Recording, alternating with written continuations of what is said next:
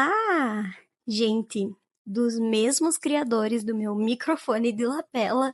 Agora a produção vulgo eu também tem uma luzinha. Mas é o seguinte, né? Eu ainda tô aprendendo a criar cenário, a mexer com essas coisas do YouTube. Então vocês relevem, mas modéstia à parte, eu acho que eu tô me saindo bem. Hoje eu gostei do meu cenário. Só preciso de mais equipamentos, mas por enquanto tá ótimo. Bom, vamos começar. Você aí, eu tenho certeza que você já fez isso que eu vou falar no vídeo de hoje, tá? Não adianta mentir. Inclusive, eu fiz isso para gravar este vídeo, que é procrastinação. Em minha defesa, eu não é muito bem que eu procrastinei, mas eu não tive tempo para gravar no dia que eu tinha me programado para gravar. E aí, aqui estou eu em pleno domingo gravando para postar ainda hoje o vídeo, se tudo der certo. Bom, antes, vou me apresentar para quem ainda não me conhece. Eu sou a Daisy, eu sou psicóloga clínica, eu trabalho pela abordagem da terapia cognitivo-comportamental e faço especialização nessa área e também em neurociências e comportamento. Além disso, eu também sou psicóloga clínica em uma escola bilíngue aqui da minha cidade. Então, fazendo as apresentações já, eu queria falar para vocês que o meu tema do TCC foi sobre procrastinação. Na verdade, eu falava sobre procrastinação e autoeficácia. Inclusive, no meu TCC, eu acabei descobrindo que existem 2 tipos de procrastinação que as pessoas podem definir, mas isso ainda há controvérsias, tá? Que é a procrastinação ativa e a procrastinação passiva. O que é isso, Daisy? Bom, a procrastinação ativa, ela é quando a pessoa, ela deliberadamente procrastina, mas como forma da própria organização dela. Então, a gente descobriu no meu TCC que procrastinadores ativos, até onde se sabe, né, porque ainda é uma teoria muito nova e que alguns autores até não acreditam nisso, procrastinadores ativos usam essa pressão do tempo para ser um recurso que incentive elas na hora de fazer a tarefa. Então, foi visto no meu TCC, por exemplo, que as pessoas podem ser mais criativas, podem ter um nível mais baixo de neuroticismo e conscienciosidade, que são 2 facetas da nossa personalidade. Então, tendem a ser pessoas mais tranquilas, né? E que usam a sensação de urgência que a procrastinação traz no final como uma forma de impulsioná-las para fazer as tarefas. Porém, mesmo existindo essa teoria, a procrastinação passiva seria o que a gente conhece por procrastinação de fato, que é aquela procrastinação que prejudica. E, agora uma opinião pessoal, eu acredito que mesmo nessa questão da procrastinação ativa, isso pode gerar alguns, digamos assim, contratempos para essas pessoas. Então, fique bem claro que aqui hoje eu vou estar falando principalmente dessa procrastinação passiva. E vamos definir então, né, o que é a procrastinação? Bom, a procrastinação, ela é o ato de adiar tarefas mesmo sabendo que isso pode ter consequências adversas. E normalmente, como que ela se dá? A gente tem uma tarefa importante, a gente fica adiando, mesmo sabendo que a gente precisa fazer aquilo, e que provavelmente depois a gente vai se prejudicar por não ter feito isso. Um fato interessante sobre a procrastinação ativa é que supostamente ela não traz esses prejuízos depois, enquanto que a procrastinação passiva traz. Mas enfim, isso fica para outro vídeo, caso vocês queiram que eu fale mais sobre isso, vocês podem me pedir aqui embaixo. Bom, como eu falei para vocês, eu trabalho pela abordagem da terapia cognitivo-comportamental. E na TCC existe a teoria de que a forma como nós nos comportamos e nos sentimos é influenciada pelos nossos pensamentos. Ou seja, basicamente tem uma situação, acontece algo na minha vida, eu tenho um pensamento automático, que é um pensamento muito rápido, que a gente tem vários e vários ao longo do nosso dia, e depois a gente tem as nossas reações emocionais, comportamentais e às vezes até mesmo fisiológicas. E por que isso é importante quando a gente está falando de procrastinação?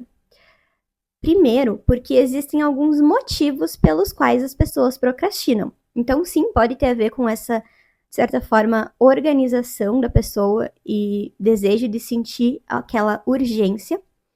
Porém, isso também pode estar relacionado a, por exemplo, ter a sensação de que você é incapaz de realizar aquela tarefa. Então, essa é o que a gente chama de procrastinação por medo do fracasso. Basicamente, é quando a gente evita fazer uma coisa porque a gente tem medo de que a gente não seja bom o suficiente naquilo. E aí a gente fica adiando, a gente faz tudo, menos aquilo que a gente precisa.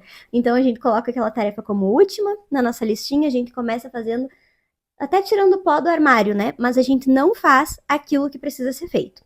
E isso pode ser por um medo de não ser suficiente. Tem outro motivo que é muito comum também e que pode estar relacionado à ansiedade, que é a procrastinação devido ao perfeccionismo.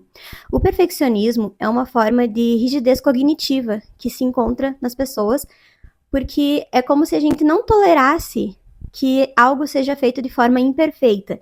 Então, ou eu não faço aquilo, ou eu faço, mas eu faço de forma completamente perfeita na minha cabeça, né? Digamos assim. Por exemplo, eu poderia ficar procrastinando gravar esse vídeo porque eu acho que eu ainda não tenho todos os equipamentos e o vídeo não ficaria perfeito. E esse foi um grande dilema para criar esse canal no YouTube. Porém, vocês percebem que eu flexibilizei o meu pensamento no sentido de que não, eu não preciso ter todas as condições ideais para começar o meu canal no YouTube, o meu vídeo de hoje, né? Tá tudo bem se eu não tiver com a unha pintada hoje, se eu não tiver com todas as luzes perfeitas, porque no final das contas eu vou passar a mensagem que eu gostaria de passar para vocês. Acontece que no nosso dia a dia a gente pode procrastinar muitas coisas, justamente nesse pensamento 8 ou 80, de querer fazer tudo 100% ou então eu não faço nada. E aí nessa a gente acaba se sabotando, digamos assim. Outro motivo é quando a gente procrastina por tédio.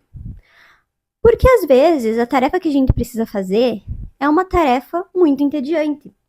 Ou são tarefas pouco recompensadoras. Vamos supor que eu seja uma pessoa que não gosta de ir na academia, porque eu acho entediante, eu acho chato, eu acho sem graça. E aí, como a longo prazo, se o meu objetivo fosse estético, a longo prazo eu posso demorar para ter essa recompensa de ir na academia, sem a gente falar aqui da endorfina que isso pode gerar no nosso corpo, eu posso procrastinar essa tarefa justamente porque eu acho entediante. E aí eu busco por recompensas mais imediatas. E isso nos leva a outra causa da procrastinação, que é justamente essa busca por recompensa instantânea. Então é muito mais legal eu ficar rolando meu feed e assistindo vídeos na internet do que eu fazer aquilo que talvez seja uma coisa mais chata, ou que eu não tenho tanta habilidade para fazer. Então, essa questão de buscar recompensas instantâneas mais recompensadoras e mais fáceis em detrimento das tarefas que eu preciso fazer. Bom, até aqui a gente viu 4 possíveis motivos para procrastinação. E falando da procrastinação relacionada à ansiedade, que muitas vezes pode estar relacionada ao perfeccionismo, a um pensamento de que as coisas precisam ser perfeitas, a gente também fala sobre esse looping da procrastinação, porque muitas vezes a pessoa ela procrastina, então isso é um comportamento, estou procrastinando, né? Depois, quando eu me dou conta que eu procrastinei, eu me sinto mal por isso. Então eu penso, por que eu fiz isso, né? De novo, tô procrastinando. Isso me deixa com uma emoção de frustração, de tristeza, né? Dependendo da pessoa. E aí, eu continuo procrastinando. Normalmente a pessoa, ela não muda. Ela continua procrastinando porque aquilo é confortável. Então, ela acaba entrando em um ciclo de pensamentos e comportamentos que leva à procrastinação. E a ansiedade também, nessa questão do perfeccionismo, ela tem a ver com aqueles e se. Mas e se eu fizer e não der certo? E se quando eu for gravar o vídeo faltar luz? E se as pessoas não gostarem do meu vídeo? E se, né, tô dando um exemplo de gravar vídeo, mas e se eu postar um vídeo e não tiver nenhuma visualização? E se... Vocês percebem que isso tem também o pensamento de ser insuficiente? Ao mesmo tempo em que eu fico muito pensando no futuro e catastrofizando as coisas, pensando em coisas ruins que podem acontecer. Mas como mudar isso? E quais são algumas técnicas que a gente pode usar para diminuir a nossa procrastinação? A primeira delas, eu não poderia deixar de falar da reestruturação cognitiva, que é basicamente repensar os nossos pensamentos. Então, ao invés de eu pensar que nada vai dar certo, que eu não consigo fazer esse vídeo ou essa tarefa que eu preciso fazer, eu posso reimaginar esse pensamento de uma forma realista, como, por exemplo, eu vou tentar fazer isso primeiro e depois eu vejo como eu me saio. Ou não precisa ser tudo perfeito. Eu posso começar com o que eu tenho, eu posso fazer da forma que eu consigo. E depois eu vou aperfeiçoando, né? Então, conforme eu for escrevendo meu TCC, eu vou aperfeiçoando ele. Eu não preciso escrever ele perfeito de primeira, sabe? Outra técnica é a técnica de 5 minutos. Então, ao invés de você se comprometer de, eu vou ficar 1 hora lendo um livro, eu vou ficar 1 hora estudando, ainda mais se você procrastina muito isso, eu vou ficar 1 hora e meia na academia, eu vou ir caminhar, correr 1 hora, enfim, tô dando alguns exemplos. Ao invés de você ficar pensando isso, se comprometa em fazer algo por menos tempo. Por exemplo, eu vou fazer essa tarefa por 5 minutos só, que seja. Eu vou ir caminhar 15 minutos. Eu vou dar umas voltas na quadra. Sabe? Eu vou ir na academia, eu vou ir 2 vezes por semana só. Não preciso ir 7 vezes por semana. Então, 5 minutos ou o tempo proporcional àquela tarefa. Faça um pouquinho, porque a tendência é que depois você continue fazendo. Porque é muito mais fácil você se frustrar de não ter conseguido fazer 1 hora de estudos do que ficar feliz por você ter feito 5 minutos de estudo, por mais que seja pouco nesse início. Outra dica é antecipar como a gente vai se sentir. Então, como eu vou me sentir depois, como a Daisy do futuro vai se sentir depois que ela tiver gravado esse vídeo? Como eu vou me sentir depois que eu tiver feito a minha tarefa de casa? Como eu vou me sentir depois de ter ido na academia? Provavelmente você vai falar algo como, eu vou me sentir bem, porque eu fiz o que eu precisava ter feito. Então, antecipa esse sentimento ao invés de ficar pensando no quão desgastante vai ser ou no quanto você não consegue fazer aquilo. Com certeza isso vai te ajudar mais. Além disso, você pode quebrar a tarefa em pequenos passos. Por exemplo, não é que você precisa escrever o artigo inteiro, o TCC inteiro. Não é que você precisa fazer todo aquele post do Canva de uma vez hoje. Faça pelo menos 2 páginas do post. Escreva pelo menos a introdução. Se comprometa a fazer em pequenas partes. Estruture essas partes e talvez isso fique mais fácil para você. Outra coisa que costuma funcionar bastante é a questão das recompensas. Mas você precisa cuidar isso aqui. Essa recompensa que você estabelecer, ela não pode ser algo que você tem livre acesso, né? E você tem que se comprometer e realmente aquilo ser a recompensa por você ter feito aquilo que você fez. Então, por exemplo, eu vou estudar 25 minutos e depois eu vou fazer uma pausa. Eu não tô falando de recompensas mirabolantes, por exemplo, eu vou estudar 25 minutos e eu vou, sei lá, comprar alguma coisa, eu vou comer um X, um hambúrguer, não isso.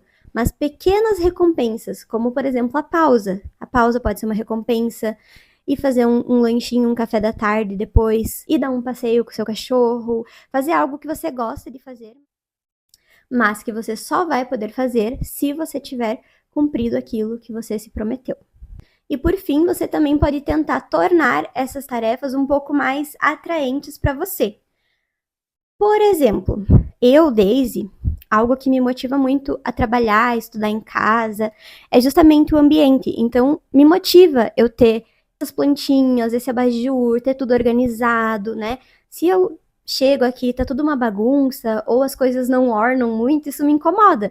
Mas é algo que, por mais que às vezes eu tenha aqui, eu comprei um potinho bonitinho para botar minhas canetas, isso é algo que me motiva de alguma forma, sabe? Tomar um cafezinho numa xícara bonitinha. São coisas bobas, mas que pra mim isso me motiva a fazer a tarefa que normalmente pode ser complicado, que é estudar, trabalhar com coisas mais burocráticas da clínica. Então, como eu sei que aqui é o espaço que eu vou ter que fazer isso, eu já deixo ele bem agradável. Então, você pode colocar uma música que não te atrapalhe, mas tornar as coisas mais agradáveis, sabe? Antes eu vou fazer um lanche e depois, enquanto eu estiver trabalhando, estudando, eu vou estar tomando um cafezinho. Tente achar coisas que deixem essa tarefa um pouco mais agradável. Fez sentido por aí? Eu queria saber de vocês quais são as tarefas que vocês mais procrastinam, para eu ver se eu posso tentar ajudar vocês. E é claro que eu sei que isso é muito comum e todo mundo já procrastinou alguma vez na vida. Eu não tô querendo pagar ali algum tipo de mentora, guru que nunca procrastina. Não, longe disso. Eu também sou uma pessoa que precisa lutar contra as próprias forças da procrastinação às vezes. Mas isso é algo que vai se tornando mais tranquilo conforme o tempo vai passando e você vai aprendendo a ser mais disciplinado. Então, queria saber o que vocês acharam do vídeo, se vocês procrastinam com tarefas mais como estudar, ir na academia, ou que outro tipo de tarefa que você costuma procrastinar. E, por fim, pensem em formas que vocês poderiam não procrastinar essas tarefas de acordo com as dicas que eu dei aqui no vídeo. Espero que vocês tenham gostado, não se esqueçam de curtir, de me seguir, se inscrever aqui no canal e de deixar outras sugestões de vídeos aqui embaixo. Um beijão e tchau, tchau!